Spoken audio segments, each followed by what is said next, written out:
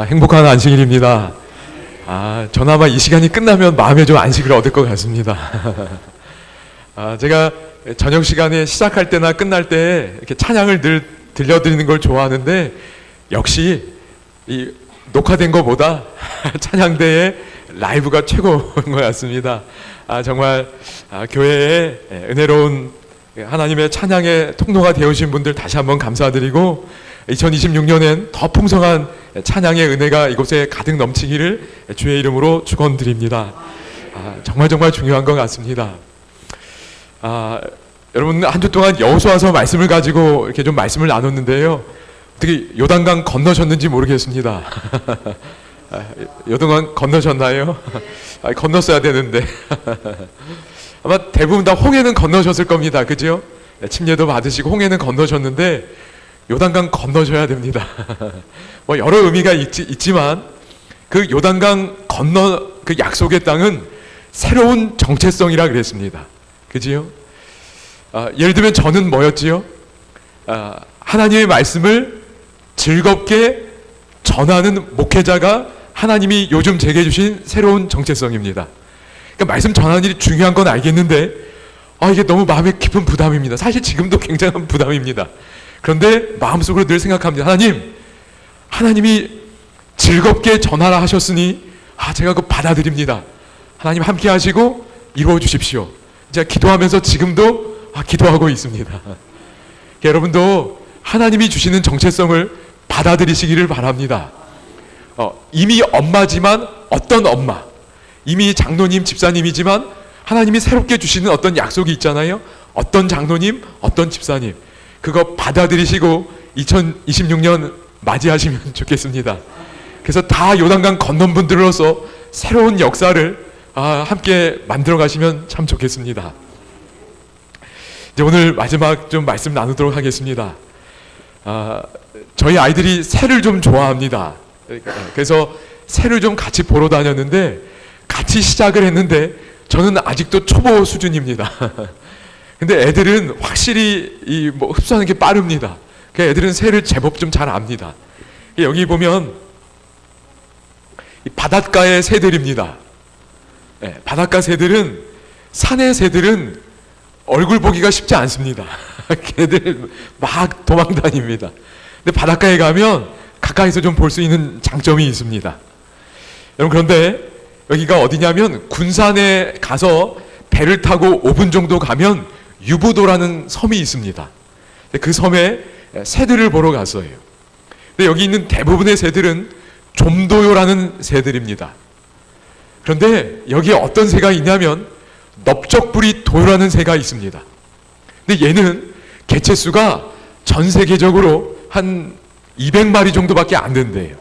그러니까 정말 희귀한 새고, 그래서 이 새들 관심 있는 환경을 이렇게 잘 보호하기를 원하시는 분들은 이 새에게 너무 관심이 많은 겁니다. 그래서 제가 갔을 때도 그런 분들이 와 계셨어요. 근데 이분들이 참 대단합니다. 새들이 몇 마리인지 다 세실 수 있어요. 그리고 이분들의 관심사항은 다 중요하지만 그 넓적부리 도요가 몇 마리가 왔는지가 관심사입니다. 그래서 그걸 다 일일이 몇 마리 왔는지 세는 겁니다. 정말 대단한 분들입니다. 그런데 이때 이야기를 들으니까 넓적부리 도요가 4마리 와 있대요. 이 많은 새 중에 몇 마리 와 있다고요? 4마리가 와 있대요. 아마 지금은 저희 아이들이 이 새를 좀 구분할 수 있을 텐데, 이때는 구분이 잘 안 되는 거야. 그리고 얘네들이 계속 왔다 갔다 하거든요. 그래서 저희 아이도 그 새를 좀 찍고 싶었는데 보이지를 않는 겁니다. 그래서 어떻게 찍었냐면 카메라를 들고 이렇게 대충 찍었어요.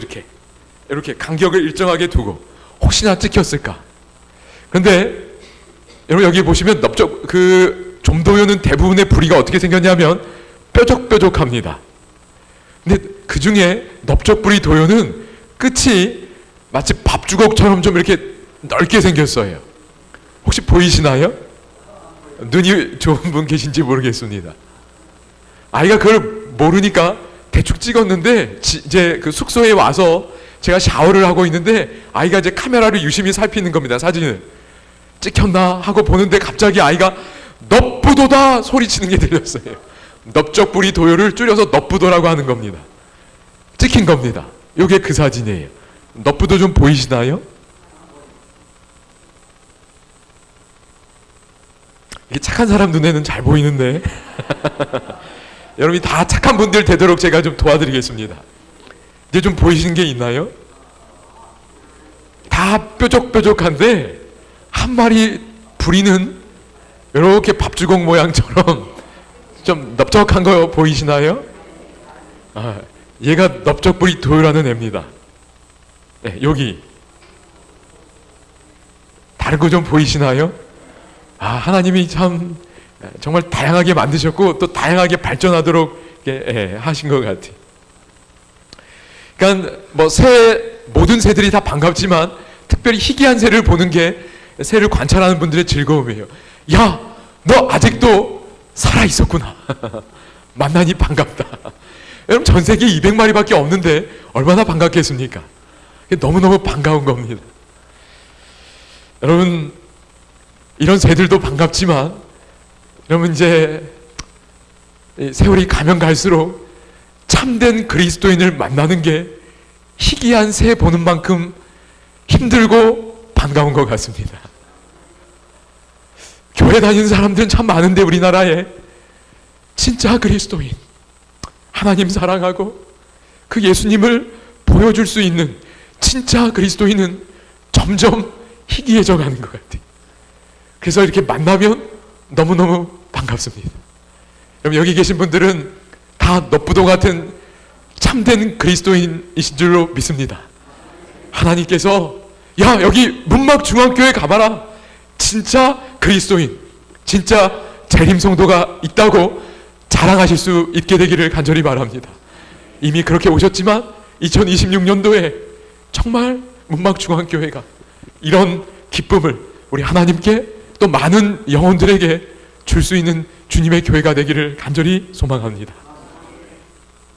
여러분 한 주 동안 제가 계속 나눈 사상은 하나님이 임재하시며 우리를 어떻게 하신다고요?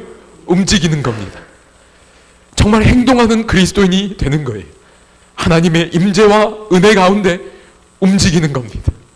그냥 가만히 있지 않는 거예요. 근데 특별히 이런 사람들이 정말 넙부도처럼 희귀한 시대가 된 것 같습니다. 그래서 이제 마지막으로 오늘 제목은 신실하신 하나님 그리고 신실한 백성들입니다. 근데 제가 나누고픈 내용은 이겁니다. 기본적으로 우리가 그냥 저절로 신실하게 되는 게 아니라 누가 우리를 신실한 백성 되게 하는 거지요? 맞습니다. 신실하신 하나님이 우리를 신실한 백성 되게 하실 줄로 믿습니다. 그 하나님을 바라보면 신실한 백성들, 넙부도처럼 정말 희귀한 참된 그리스도인이 될 줄로 믿습니다. 여기 오늘은 여호수아 13장을 좀 보려고 하는데요. 13장 그 이후 이야기입니다.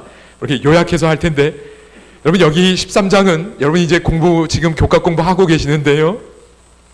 이제 분배가 시작되는 장면입니다. 12장까지 전쟁을 해서 승리했습니다. 그런데 13장에서 이제 뭐를 해야 돼요? 그 땅을 분배하는 겁니다. 지금까지 전쟁에서 승리했지만 그 땅에 정착해서 산 건 아닙니다. 이제는 지파별로 그 땅에 정착해서 살아야 됩니다. 근데 문제는 그냥 비어있지 않는다는 거예요. 전쟁에서 승리했지만 그 원주민들이 또 가서 거기 점령하고 사는 지역도 있을 거고 아직 정복하지 않은 땅도 있었습니다. 그런데 여기 13장 딱 시작하니까 하나님이 이렇게 이야기하십니다. 같이 한번 읽어보겠습니다. 시작.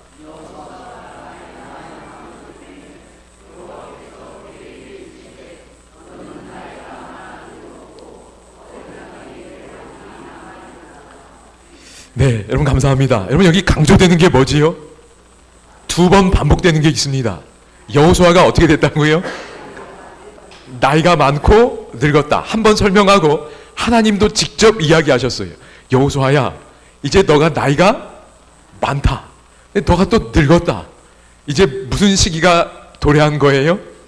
은퇴 시기가 도래한 겁니다. 지금까지 전쟁 누가 앞장섰어요? 여호수아가 앞장섰고 이스라엘 백성들은 여호수아 보면서 갔습니다. 근데 아직 얻을 땅이 매우 많다고 성경은 얘기하는데 문제가 뭐예요? 여호수아가 더 이상 전쟁을 지도할 만한 힘이 없는 겁니다. 이게 문제입니다. 여러분, 이게 왜 중요한지 이제 아시겠나요? 이제 여호수아를 보면서 전쟁할 수 있는 때가 아닌 거예요. 누구 보면서 가야 돼요? 하나님 의지하면서 지파별로 정복을 해야 되는 겁니다. 이미 결정적인 승리는 다 이루어졌어요. 그러나 여전히 전쟁을 해야 되는데 여호수아가 은퇴하는 겁니다. 1장에서는 누가 죽었지요? 모세가 죽었습니다. 그래서 여호수아한테 일어나 요단강 건너라고 그랬어요. 지금까지 여호수아가 앞장서면서 왔습니다. 근데 13장 분배가 들어가니까 여호수아가 활동을 못하는 겁니다. 그래서 이게 중요한 거예요. 이제는 누구의 임재 속에 움직여야 되지요? 하나님. 눈에 보이는 지도자가 아니라 눈에 보이지 않는 하나님을 의지하며 가야 됩니다. 여러분, 우리 아이들이 어릴 때는 엄마 아빠 뜻 따라줍니다. 그런가요? 교회 가자, 교회 갑니다. 대학생이 돼도 엄마 아빠가 움직일 수 있을까요? 엄마 아빠가 야, 교회 가자, 이거 해야지 이렇게 말한다고 아이들이 움직일 수 있을까요? 안 됩니다. 그때는 아이들이 누구 보면서 따라가야 되지요? 보이지 않는 하나님을 보면서 아이들이 움직여야 됩니다. 그러니까 어릴 때 교회 다닐 때부터 이 아이는 내가 움직이는 아이가 아니고 누가 움직이셔야 돼요? 하나님이 움직여야 된다는 걸 늘 마음속에 염두에 두셔야 합니다. 하나님의 말씀이 이 아이들을 움직여야지. 그러면 너무너무 제한된 시간밖에 안 돼요. 하나님이 움직이셔야 합니다. 지금 이스라엘이 그런 상황에 놓인 거예요. 여러분, 그런데 참 안타깝게도 여러분 아시는 것처럼 여호수아가 잠든 다음에 이스라엘 백성들이 하나님 계획대로 잘 안 움직여준 것 같아요. 그래서 사사기의 역사가 시작이 됩니다. 여러분, 13장 1절 조금 전에 봤지요? 그리고 6절에 이런 말씀이 있습니다. 이 남은 땅은 이러하니라고 하면서 남은 땅을 쭉 열거합니다. 사방의 땅들을 열거하셔요. 매우 구체적으로요. 그런 다음에 하나님이 강조하는 걸 보십시오. 하나님의 마음을 좀 느끼시면 좋겠습니다. 내가 그들을 이스라엘 자손 앞에서 쫓아내리니. 누가 쫓아내신대요? 여호와가 직접 이야기하시는 겁니다. 여기 히브리어로 보면 내가가 강조되어 있는 거예요. 내가 쫓아낼 거야. 여호수아는 이제 활동하지 못하지만 내가 쫓아내리니 너는, 여호수아 너는 내가 명령한 대로 그 땅을 이스라엘에게 분배하여 기업이 되게 하라고 말씀하십니다. 여러분, 하나님의 마음이 좀 느껴지시나요? 뭘 기대하시지요? 이제 신실하신 하나님을 바라보면서 이스라엘 백성들이 전진하기를 바라시는 겁니다. 이게 너프도 같은 사람들인 겁니다. 하나님이 오늘도 우리에게 눈에 보이는 어떤 요소들이 아니라 보이지 않는 하나님을 바라보며 전진하기를 기대하고 계시다고 믿습니다. 특별히 아직 완전히 정복하지 않은 영역일지라도 하나님이 쫓아내겠다고 말씀하셨으니 마치 이미 정복된 것처럼 내 소유가 된 것처럼 여기며 움직이기를 바라고 계십니다. 저에게는 말씀을 즐겁게 전하는 목회자는 이미 정복된 땅입니다. 저는 그렇지, 지금 제 현실이 그러지 못할지라도 하나님이 말씀하셨으면 이루실 줄로 믿습니다. 그게 이미 정복된 거예요. 그렇게 믿음으로 전진하라는 겁니다. 그럼 2026년도 하나님이 여러분에게 주신 그 정체성 이미 정복된 소유로 여기시기를 바랍니다. 그게 믿음입니다. 그렇게 전진하는 겁니다. 그렇게 늘 사는 겁니다. 여러분, 그런데 이 분배 이야기에서 제 마음에 깊은 감동을 준 한 내용을 좀 발견하게 됐어요. 제가 그 마음을 여러분에게 다 나누기는 어렵지만 제가 여호수아서 말씀을 묵상하면서 가장 많이 눈물 흘렸던 장면이 이 장면이에요. 너무너무 마음이 아팠어요. 오늘 우리의 현실이 어떤지 모르겠어서 말이지요. 제가 그 내용은 다 말씀드릴 수 없지만 여기 보시면 13장에서 분배가 시작되는데 본격적인 분배의 이야기는 14장에서 구체적으로 실제적으로 시작이 됩니다. 그리고 어디서 마치냐면 19장 51절에서 분배의 모든 이야기가 끝이 납니다. 여러분, 그런데 성경은 구조를 가지고 있어요. 그래서 14장 1절에 분배 이야기를 시작할 때 책임자 세 그룹이 언급이 됩니다. 그리고 19장 51절에서 분배가 마칠 때 또 똑같은 방식으로 세 사람은 아닙니다. 하여튼 그 세 계층이 언급이 돼요. 그럼 분배 책임을 누가 지었지요? 여호수아보다 앞서서 기록된 사람이 있습니다. 누구지요? 맞습니다. 제사장 엘르아살입니다. 제사장 엘르아살, 그 다음에 두 번째 누구였을까요? 여호수아. 그리고 세 번째는 누구였지요? 각 지파의 족장들입니다. 그게 14장 1절에 그 사람들이 언급되면서 분배 이야기가 시작됩니다. 그리고 마칠 때도 똑같아요. 19장 51절에 그 세 어떤 분들이 언급되면서 마무리가 됩니다. 그래서 저기서 시작하고 여기서 끝내는 겁니다. 근데 여러분, 여기 지금 눈에 들어오시겠지만 분배 이야기가 시작되면서 가장 먼저 언급된 사람이 누구 이야기지요? 갈렙 이야기입니다. 그 다음에 저 19장에서 마칠 때 마지막으로 언급된 사람 이야기는 누구지요? 여호수아입니다. 그리고 그 사이에 다른 지파들의 분배 이야기가 들어가 있습니다. 여러분, 성경의 의도가 좀 보이시나요? 여러분, 갈렙과 여호수아는 어떤 사람들이지요? 45년 전에 이미 이들의 믿음은 약속의 땅에 들어갈 수 있었습니다. 근데 그 불신한 사람들 때문에 못 들어간 거예요. 그러니까 45년 정도의 세월을 어떤 의미에서 다른 사람들 때문에 고생한 사람들이. 여러분, 그런데 여호수아와 갈렙이 불평했을까요? 불평하지 않았으리라 생각이 됩니다. 이들은 45년 전에도 신실한 사람들이었어요. 보이지 않는 하나님을 의지하며 들어갈 수 있었던 사람들입니다. 그런데 지금 다시 분배를 마치는 장면에서 신실했던 두 사람 이야기가 나오는 겁니다. 이 사람들은 넛부더처럼 처음도 끝도 신실한 백성으로 남아 있는 겁니다. 그게 제게 일단 첫 번째 감동이었어요. 그럼 여기 아마 우리 재림신앙을 시작하신 지 오래되신 분들이 계시리라 생각이 됩니다. 30년, 40년 그 이상 하신 분들도 계실 것 같아요. 여러분, 처음에 신앙 신실하게 시작하셨던 것처럼 끝까지 신실하게 주의 종으로 남아 계시기를 간절히 바랍니다.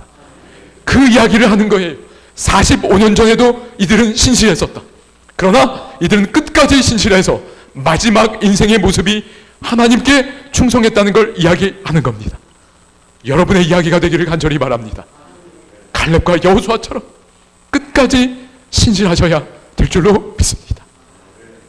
그 이야기를 하는 겁니다. 그리고 제 마음의 두 번째 감동은 이거였습니다. 여러분, 하나님이 아까 조금 전에 이렇게 하기를 바라셨어요. 그런데 여러분, 대부분의 지파들이 어땠을까요? 용기 내서 막 움직였을까요? 아니, 그러지 못했습니다. 잘 안 움직였어요. 에브라임 지파처럼 큰 지파도 땅 좀 더 달라 그랬어요. 그러니까 여호수아가 뭐라 그랬지요? 스스로 개척하라 그랬어요. 철병거가 있어서 좀 두려운데요. 잘 못 움직였습니다. 그런 분위기 속에서 이 노장 갈렙이 움직인 겁니다. 여러분, 하나님 마음이 느껴지시나요? 여러분, 갈렙이 모본을 보인 겁니다. 그래서 앞장서서 여러분 잘 아시는 그 땅 달라고 한 거예요. 그날은 어떤 날이지요? 대략 한 45년 전입니다. 여호와께서 말씀하신 이 산지를 지금 내게 주소서. 당신도 그날에 들으셨거니와 그곳에는 아낙 사람이 있고 이 거인들입니다. 그 성읍들은 크고 견고할지라도 여호와께서 나와 함께 하시면 내가 여호와께서 말씀하신 대로 그들을 쫓아내리이다. 과거에 신실했던 그 갈렙이 지금 신실하게 하나님의 충성된 종의 모습을 보이는 겁니다. 이걸 다 누가 보고 있었을까요? 다른 지파가 다 보는 겁니다. 다음 세대가 다 보는 거예요. 신앙생활은 저렇게 하는 거구나. 하나님 말씀 의지하고 저렇게 움직이는 게 신앙이구나. 다 보고 듣고 배우는 겁니다. 하나님의 마음입니다. 그럼 여호수아는 어땠을까요? 여호수아는 마지막에 기록됐어요. 분배를 다 한 다음에 마지막에 땅을 받은 사람이 누구예요? 여호수아입니다. 다시 말해 유익을 얻는 일에는 꼴찌가 된 사람이 여호수아입니다. 어려울 때 앞장선 건 갈렙이고 유익을 얻는 일엔 꼴찌가 된 사람이 여호수아예요. 제가 이걸 보는데 마음에 얼마나 감동이 되는지. 그렇지, 지도자는 이런 사람들이지. 어려운 일은 앞장서고 유익이 되는 일은 어떻게 해요? 꼴찌가 되는 겁니다. 그 모습을 성경이 지금 분명히 보여주는 거예요. 여러분, 오늘 우리에게 이 마음이 있게 되기를 간절히 바랍니다. 특별히 이제 저도 이제 아마 내년이면 만 50이 되는 것 같습니다. 저도 이제는 뭐 기성세대고 또 교회의 뭐 어쨌든 목회자로서 다음 세대에게 늘 미안한 마음입니다. 부끄럽고. 그런데 여기 위대한 두 신앙의 선배님들이 이런 모습을 보여주는 겁니다. 그게 제게 얼마나 감동이 되었는지. 오늘 우리가 이 마음으로 다음 세대에게 참된 신앙의 모습을 보여줄 수 있기를 간절히 바랍니다.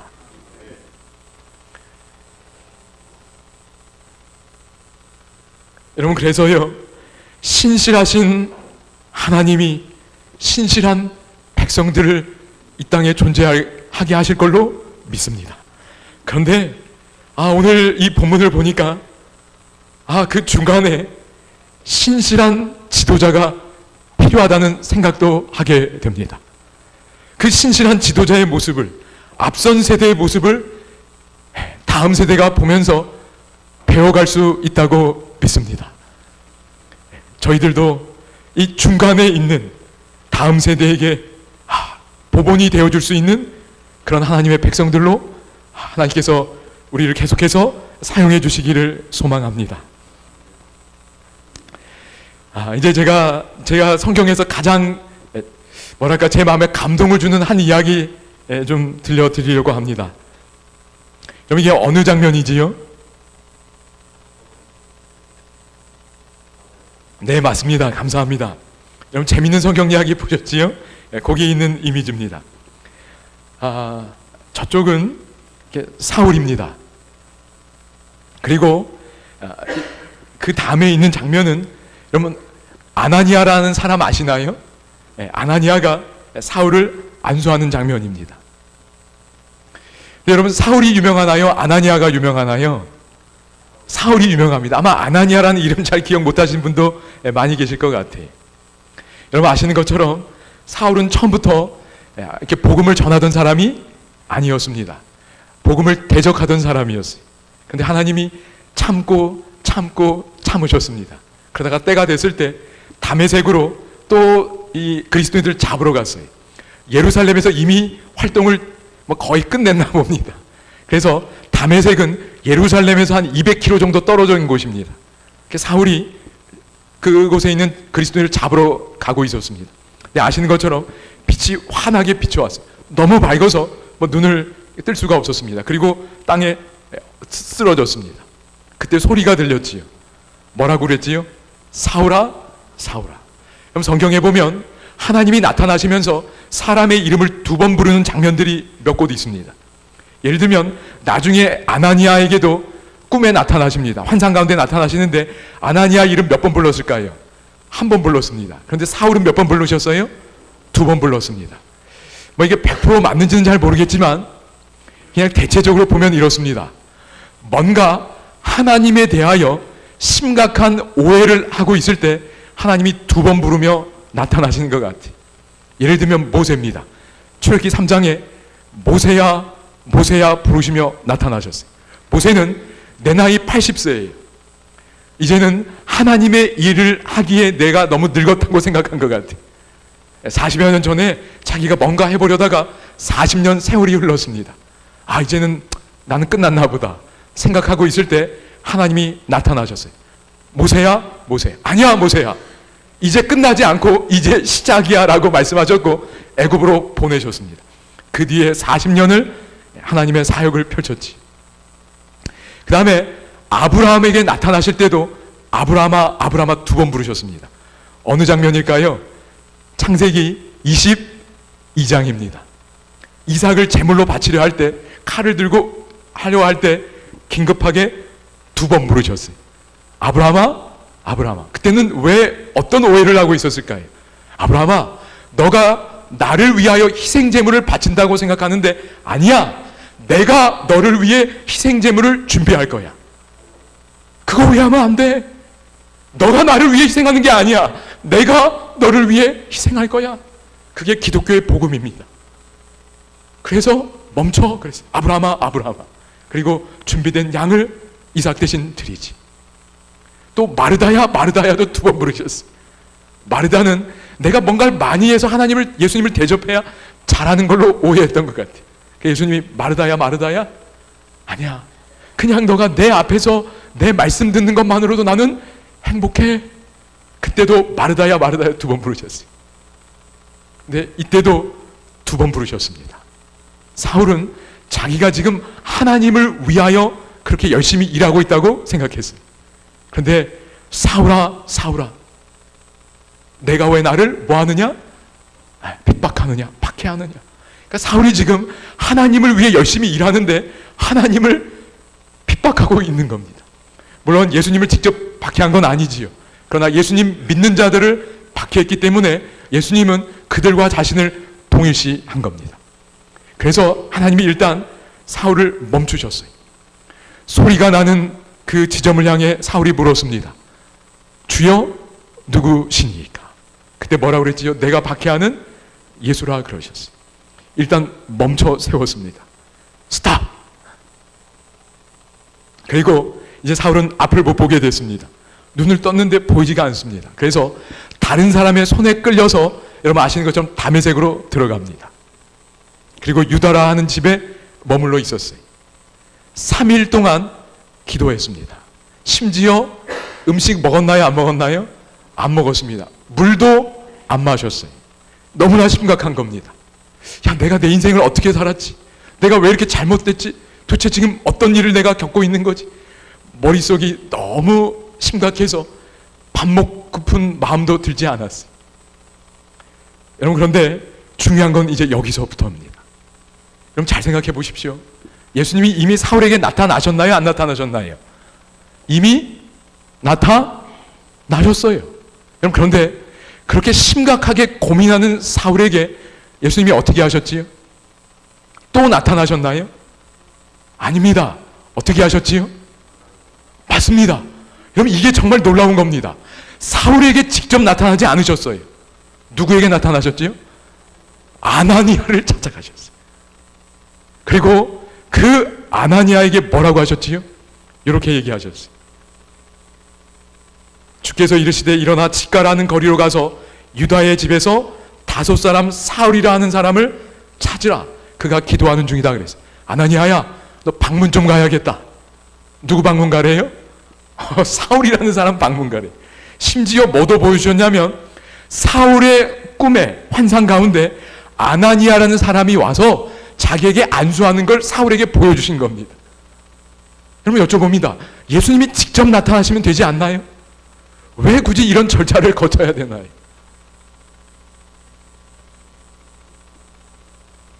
이 이야기를 듣고 아나니아가 어떤 반응 보였을까요? 누구 방문가래요? 사울 방문가래요. 아나니아가 사울 들었을까요? 못 들었을까요? 아이, 들었지요. 그 소문이 교회를 얼마나 핍박했는데. 그래서 아나니아가 대답하되 하면서, 아, 주님, 그 사울이라는 사람은 예루살렘에서 교회를 핍박하던 사람이고, 그리고 여기 다메섹도 그렇게 그리스도인을 잡으려고 왔다고 제가 들었습니다. 아, 근데 그 사람 방문가라고요? 아나니아가 항의했습니다. 근데 예수님이 어떻게 하셨을까요? 여러분, 굳이 꼭 이렇게 해야 되나요? 복잡하게.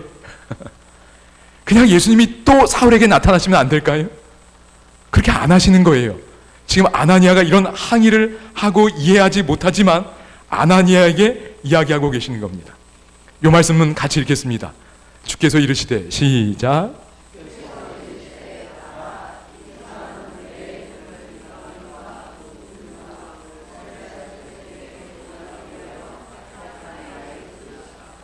아멘.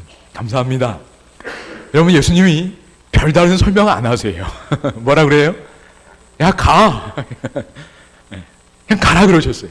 그러면서 별다른 설명은 안 하셨는데 그 다음 구절에 사울이 이제 다른 사람 될 거야 이렇게 얘기하신 거예요. 사울은 내가 택한 그릇이고 앞으로 나를 위하여 고난도 많이 받고 복음을 증거하는 사람이 될 거야. 그러니까 아나니아야, 가, 고! 그러셨어요. 여러분, 다시 여쭤봅니다. 예수님이 왜 사울에게 직접 나타나지 않고 아나니아에게 나타나셔서 아나니아가 가서 전하도록 하셨을까요? 여러분, 예수님의 마음이 느껴지시나요? 여러분, 저는 이 장면이 정말 왜 교회가 존재하는지를 보여준다고 생각이 됩니다. 여러분, 그래서요, 아나니아가 그 말씀에 순종해서 갑니다. 여러분, 여기서 예수님이 뭘 하고 계시냐면, 여러분, 아나니아에게 사울은 그저 교회를 핍박하던 사람입니다. 근데 예수님이 아나니아에게 나타나셔서 사울을 향한 하나님의 마음을 공유하고 계시는 겁니다. 그리고 너가 가서 내 뜻과 마음을 전달하라는 거예요. 예수님이 직접 가지 않고요, 우리를 택하셔서 그 상대방을 향한 사랑과 하나님의 계획을 너가 전달하라는 겁니다. 하나님이 직접 안 가셨어요. 아나니아, 너가 사울을 향한 내 계획, 내 마음을 너가 전달하라는 겁니다. 그게 예수님이 보여주시는 모습입니다. 그래서요, 아나니아가 갑니다. 가서 어떻게 하지요? 아나니아가 떠나 그 집에 들어가서 그에게 안수하여 이르되, 첫 번째 구절이 뭐지요? 형제 사울아 그랬어요. 그럼 지금까지 사울은 그리스도인의 형제로 살지 않았습니다. 수많은 사람들을 잡았고 죽였고 핍박했어요. 교회를 무너뜨린 사람입니다. 그런데 그 사람을 향해 처음 대면할 때 뭐라고 그래요? 형제 사울아라고 얘기하는 거예요. 와우, 이 장면 정말 놀라운 장면입니다. 아나니아가 예수님의 마음을 받아들인 겁니다. 그리고 그 마음을 받아들이고 형제 사울이라고 표현하는 겁니다. 그리고 공동체에 받아들이고 초청하는 겁니다. 여러분, 하나님께서는 사울을 과거의 행동에 따라 지금 취급하지 않으시는 겁니다. 하나님 안에서, 은혜 안에서 하나님의 소중한 아들로, 그리고 하나님의 장차 종이 될 사람으로 대우하시는 겁니다. 오늘 여러분은 옆에 있는 한 분 한 분을 어떻게 대우하고 계시는지, 과거에 그 사람이 나에게 한 말로 대우하고 계시다면 예수님의 정신과 다른 겁니다. 우리 아이들을 여러분 어떻게 대우하고 계시는지, 그저 어리고 힘없고 그저 장난치는 아이들로만 대우하신다면 예수님의 마음과 다른 겁니다. 여러분, 예수님은 과거의 우리의 모습대로 대우하지 않으셔요. 만약에 그렇게 대우하신다면 여기 있는 저희들은 아무 희망이 없습니다. 그러나 예수님은 그리스도 안에서 우리를 하나님의 소중한 가치 있는 자녀로 대우하시는 줄로 믿습니다. 그게 그분의 사랑이에요. 그 사랑이 전달될 때 우리는 변화될 수 있습니다. 그리고 하나님은 은혜 가운데서 변화될 사람들의 미래를 보시는 겁니다. 심지어 사울에게서도 그걸 보시는 거예요. 여러분, 우리 아이들, 우리 형제들, 하나님 안에서 그들의 미래를 봐주실 수 있기를 간절히 바랍니다. 하나님의 은혜가 그들을 변화시킬 것입니다. 여러분, 한 번만 따라해 볼까요? 여러분, 칭의라는 말 많이 들어보셨지요? 칭의가 뭐지요? 나를 의롭다고 여겨주시는 겁니다. 여기 그 장면이라고 저는 믿어요. 근데 중요한 건 그 칭의가 생활화되는 게 중요한 것 같아요. 그러니까 하나님이 나를 그렇게 대우해 주시면 여기 아나니아가 사울을 대우하듯이 그렇게 대우해 주시기를 간절히 바랍니다. 그래서 칭의가 생활화될 수 있기를 간절히 바랍니다. 그냥 일상의 태도가 돼야 돼요. 그러면 칭의는 파워풀한 능력이 될 줄로 믿습니다. 한번 따라해 볼까요? 칭의는 생활이다. 하나님이 나를 그렇게 대우하시고 나도 형제들을 그렇게 대우해 주셔야 될 줄로 믿습니다. 그럼 그럴 때 은혜가 전달이 됩니다. 사울이 이 경험 속에 변화되는 거예요. 그래서 위대한 전도자가 되었습니다. 여러분, 아나니아는 사실 별로 이렇게 유명한 사람 아니잖아요. 근데 사울은 유명한 사람이 됐어요. 하나님께 크게 쓰임받는 사람이 됐습니다. 그럼 여러분은 아나니아처럼 되어주시기를 간절히 바랍니다. 그리고 우리 교회의 다음 세대는 사울처럼 위대한 일꾼들이 될 줄로 믿습니다. 교회를, 그리스도인을 그렇게 하나님께서 사용하고 계십니다. 이제 한 이야기 들려드리고 마치겠습니다. 올해 봄이었습니다. 여러분, 봄이 되면 새들이 그 둥지에 알을 낳고 새끼를 키워서 떠나보내는 일에 아주 바쁩니다. 그래서 연수원 우리 이렇게 미화 이렇게 담당하신 한 집사님이 이 카톡에 이걸 올리셨어요. 며칠 전 산책길에서 보았어요. 똑같은 집에 처음엔 알이 몇 개예요? 4개. 며칠 후엔 몇 개? 6개. 요 6개가 됐어요. 여긴 4개고 그 다음에 6개입니다.